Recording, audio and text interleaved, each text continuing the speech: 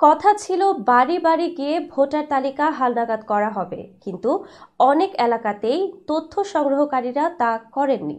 রাজধানীর রামপুরা, বাড্ডা, মিরপুর সহ বেশ কিছু এলাকায় তার প্রমাণ পাওয়া গেছে, যার ফলে নতুন ভোটার নিবন্ধন হয়েছে 11 লাখ কম। ইসির লক্ষ্য ছিল 61 লাখ, হয়েছে মাত্র 50 লাখ। এছাড়া হালনাগাদে মৃত ভোটার বাদ পড়েছে 15 লাখ, যা নিয়ে সন্দেহ দেখা দিয়েছে। প্রশ্ন তৈরি হয়েছে প্রক্রিয়া নিয়ে। চলতি বছরের 20 জানুয়ারি থেকে 3 ফেব্রুয়ারি পর্যন্ত বাড়ি বাড়ি গিয়ে ভোটার তালিকার হালনাগাদ কার্যক্রম চলে। আর আজ বুধবার থেকে শুরু হবে ছবি তোলা, আঙুলের ছাপ ও চোখের আইরিশের প্রতিচ্ছবি গ্রহণের কাজ, যা চলবে 11 এপ্রিল পর্যন্ত।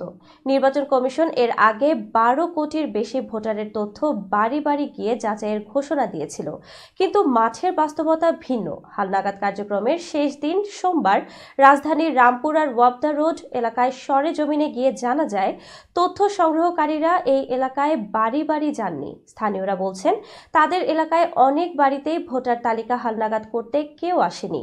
তারা অনেকে আবার জানেনই না যে ভোটার তালিকা হালনাগাদের কাজ চলমান।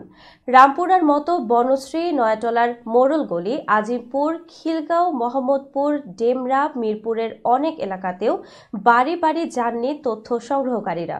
কোথাও কোথাও মাইকিং করে বিদ্যুতের খুঁটি ও দেয়ালে যোগাযোগের নম্বর লিখে দিয়ে দায়িত্ব পালন করছেন দায়িত্বপ্রাপ্ত কর্মকর্তা।